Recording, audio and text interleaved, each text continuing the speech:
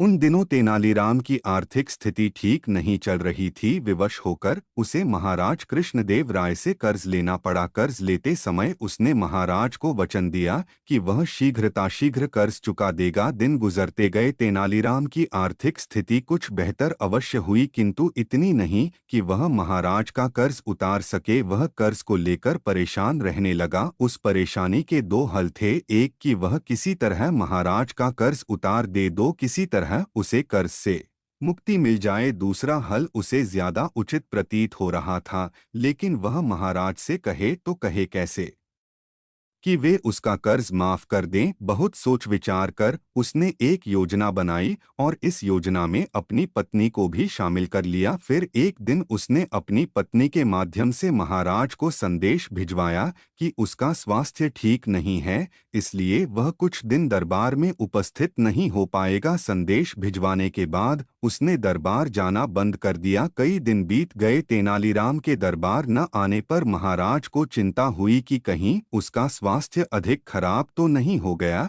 और उन्होंने तेनालीराम के स्वास्थ्य की जानकारी लेने उसके घर जाने का निर्णय लिया।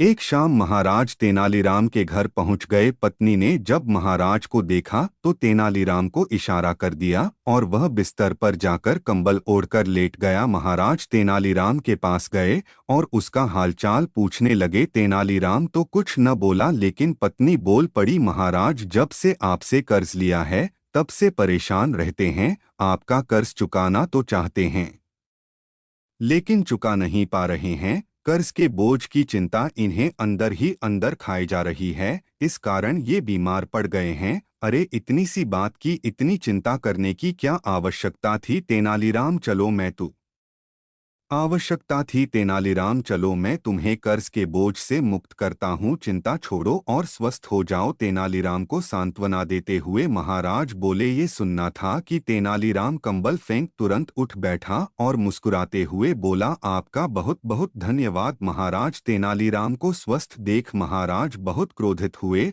और बोले, ये क्या तेनालीराम, तुम तो स्वस्थ हो, इसका अर्थ है कि कर्ज से मुक्त होने के लिए तुम बीमारी का बहाना कर रहे थे। तुम्हारा इतना साहस, तुम दंड के पात्र हो। तेनालीराम ने हाथ जोड़ लिए और भोलेपन से बोला, महाराज, मैंने कोई बहाना नहीं किया। मैं कर्ज के बोझ से बीमार पड़ गया था, लेकिन जैसे ही आपके मुझे उस बोझ से मुक्त किया मैं स्वस्थ हो गया। महाराज क्या कहते? तेनालीराम की चतुराई और भोलेपन के मिश्रण ने उन्हें निःशब्द कर दिया था।